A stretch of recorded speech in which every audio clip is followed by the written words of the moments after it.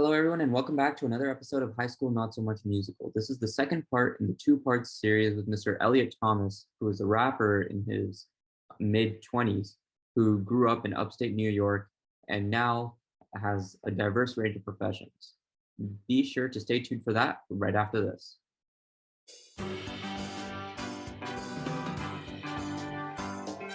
This is High School Not So Much a Musical, a podcast that takes you on a ride through the peaks and valleys of a high school journey. Here are your presenters, Nitin Jaladanki and Ayush Agarwal. Yeah, definitely. So it was awesome that you were able to share that.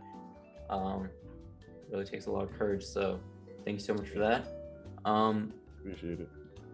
I was actually wondering if you could actually talk a little bit more about how your music is all about spreading like a positive message. So could you talk a little bit more about that, how you make sure to spread positivity through your music and kind of utilize music as a tool for like increasing like positivity among a very negative society? Yeah, so I always been like, first and foremost, I'm an Aquarius. So I say that to say that, you know, we're very rebellious, and no matter what in what category that is, like we're just very rebellious. So I always felt like, you know, I always wanted people to understand me, because I always been misunderstood through family, through streets, through, you know, people I come across. You know, I just always felt misunderstood, especially at that time. So I just want people to take my music and to spread it to other people that they know, because in my music, I try to be as positive as possible. But, you know, I'm also going to tell you about stories that I've been through that might, you know, that might rub some people the wrong way. But for 90 to 95% of the time, I try to be positive and spread stories that you can take to reflect on yourself, quotes that you can live by, and also look at my journey, look at my documentary that's out, look at my, you know, hear my passion in my music, and understand that this guy is for real. Like, this is probably all he do is, you know, do his best to inspire and to heal through his music, and to heal others through their music, through his music as well.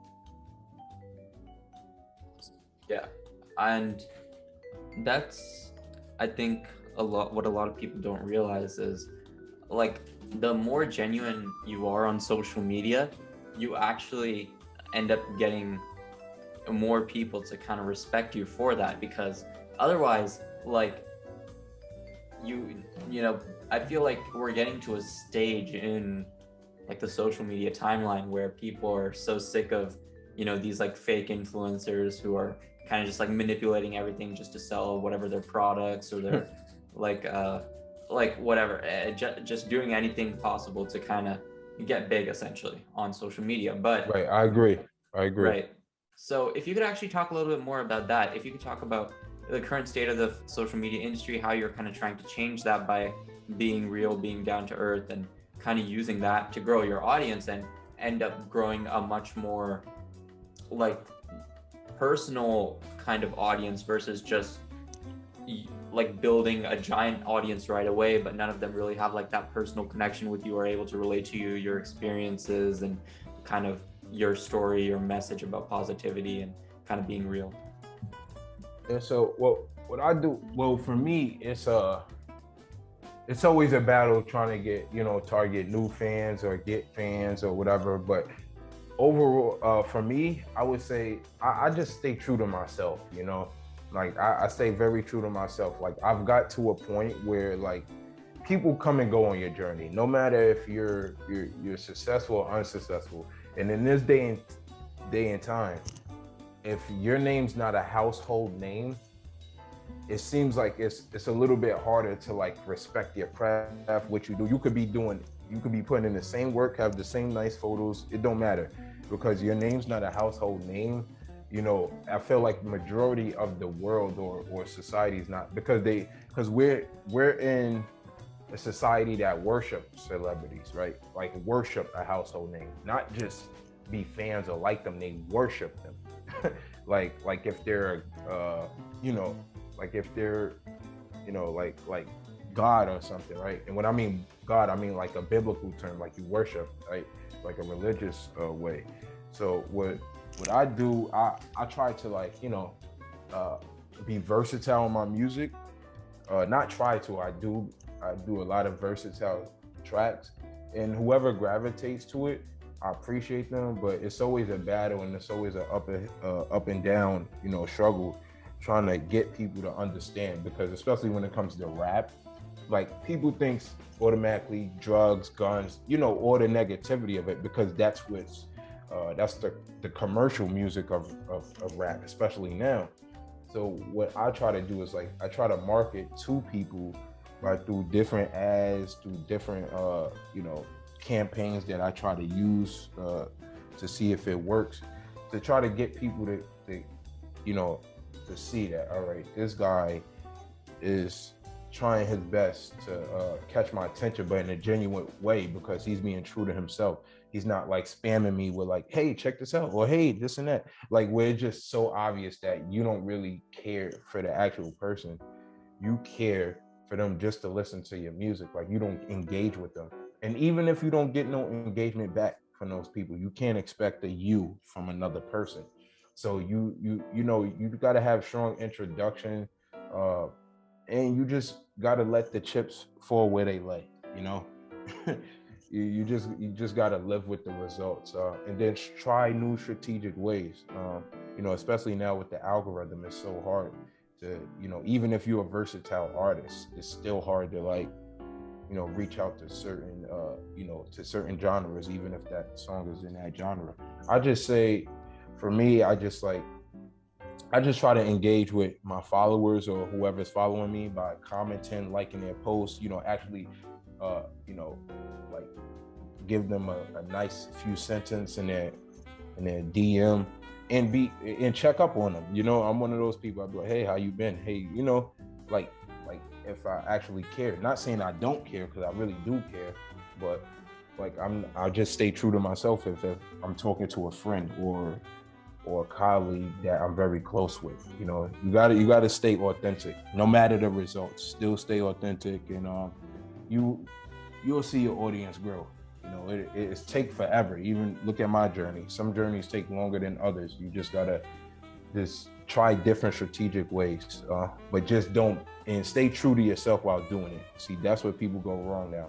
It's all about clout.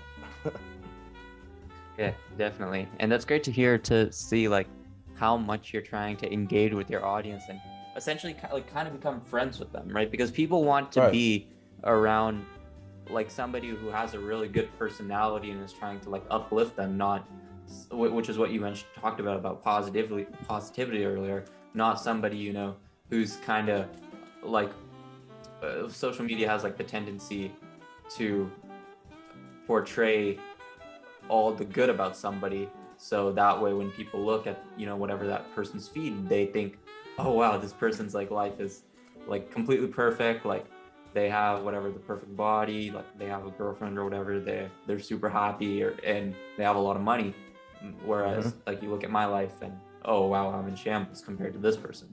And like kind of breaking that reality, which is what you're doing, is obviously really, really awesome and great to hear. Thank you. And I kind of wanted to talk about some of the other experiences that you've had as well, because in your Matchmaker bio, you talk about how you're kind of engaging with acting, modeling, writing, etc. And those are like some really cool fields. So if you could talk about what you're doing in those, how you're kind of trying to build your name in those types of industries as well, that'd be great. Yes, of course. So yeah, when I started the herbal business, I got into like modeling and like background acting. And background acting in 2019, you know, around that time, I was with like a talent agency, which is like a low like talent agency, But I just, just was like, you know what, let me, and not only that, I would like talk with different colleagues. Like I said, when I worked for the infrared sauna, it'd be nothing but models that come there, like famous models that come there to use saunas, to, especially during fashion weeks, like they try to like, because it gives you a glow. It basically detoxify your skin and your inside. So like a lot of models would use that. And, I worked with a lot of women, and they would just be like, hey, like, you got good skin, like, try this out. And I never would do it. But once in 2019, I was just like, listen, I want financial freedom. So I have to use my looks, my talent, just use what my gifts, that I naturally have, and try to put it to some use, and expand my careers. Because I always knew I loved music, but I knew that it was starting to get watered down to the point where it's like, even if you have talent, if you don't have, there's strength in numbers, right? Like I didn't have a team, and I still don't, but I worked with some people, behind the scenes. But I got into background acting and modeling in 2019 because I just wanted to expand my careers, like I said. And I've been on like different TV shows. I was on Wu-Tang, American Saga season 2, episode 8, next to Lala Anthony. That was a feature role. So I'm starting to dive deeper into modeling and acting more now, in trying to step up from a background actor to like a principal role, which is like a role with a few lines. You get more screen time, but it's like background is non-speaking, right? So you still might get seen a little bit, but it's non-speaking. It's like a little blur, and now I want to just do a few lines and not become like a real big actor or like a lead actor, but just like principal roles, where I'm speaking a few lines here and there, and then maybe in the future I want to do a support and then turn into lead. And then modeling in general, like I always did independently, even before I knew I was doing it. I would just like hire like different photographers to like shoot for me, just because I like having nice pictures. Always been photogenic. That's how I got into it. But like I said, I'm really getting into it more now. Like before I got on here, I was just on an acting class Zoom with Robert De Niro's former coach for like 2 hours. So, I'm just getting my feet wet as far as taking it to the next step. And it's very difficult. Like people think acting is easy. It's very difficult. Same with modeling. Like it's not all about looks or, just saying some lines. Like, you just have to be yourself, and you have to just relax. You gotta feel like it's not a job. It's something that, you really just doing on a regular. Yeah, and I think that's actually the case for a lot of things, right? The more you look at things as not a job, as not a chore, you can pretty much turn anything into something positive or something fun or something that you actually get a kick out of doing, or even you might get better at it. For example, actually, on December 4th, I had to go take the SAT, and I was like stressing out about it the day before. I was taking last minute practice tests, and I was kind of treating it as something like really, really, really serious.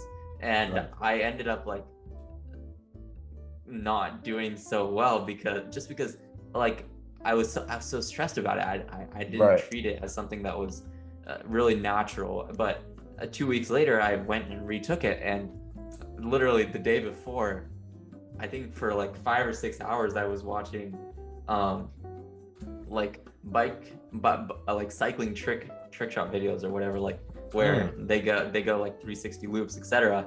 And I did way better because I was way calmer. I was way more relaxed. I was kind of enjoying myself a lot more, and that all resulted in me being able to give a lot higher level of focus on the actual test day versus stressing myself out before. So yeah, that's actually a really good tip for the audience. Like, make sure to focus on viewing things as less than a chore or less than work, and kind of viewing them in a more positive light, or kind of de-stressing before big events like that can really help out. Yeah, for sure. And I use that method all the time. Like I used it today. It's like, it's something that you can't get rid of, because some people think once you get to that place where you start telling other people that you stop using it. It's like, no, it's always room for improvement. So you constantly use those methods that work for you, Exactly, yeah. So I think we're nearing the end of our podcast. The last question we always ask the guests who come on is the tips question. So we've talked a lot about, social media, your own experience as a rapper, your own experience growing up, etc. But if you could, leave one tip to the high schoolers, what would that be? And that can be about anything, it can be about getting into the entertainment industry like you're doing, or it could just be about life in general or about work in general, etc. Okay, I would say, like, I'm gonna just specifically talk about life, because life is foundation, right? Like, it's like entertainment, anything else is not gonna follow if you don't have foundation in life, I would say, to just, just keep grinding. You might not see, keep grinding, stay focused, take care of your body, and block out the noise. Put your blinders on like they do horses. It's easier said than done, because I'm still dealing with it. But when you stop worrying about people that don't worry about you or don't check in on you, and that's gonna happen as you get older. The closest people you with, like family, friends, you name it, it's gonna be the closest, where it's gonna bother you internally, right? You got to do your best to put your blinders on and focus. Don't feel like, oh, if I make it, these people's gonna try to come back around, this and that. It's like, no, just don't focus on getting to where you want to be, and write things down, right? Write them down in your notes on your laptop or your journal, and just write down and check off, and manage your time. That would be ultimately what I would say. Manage your time and focus on freedom.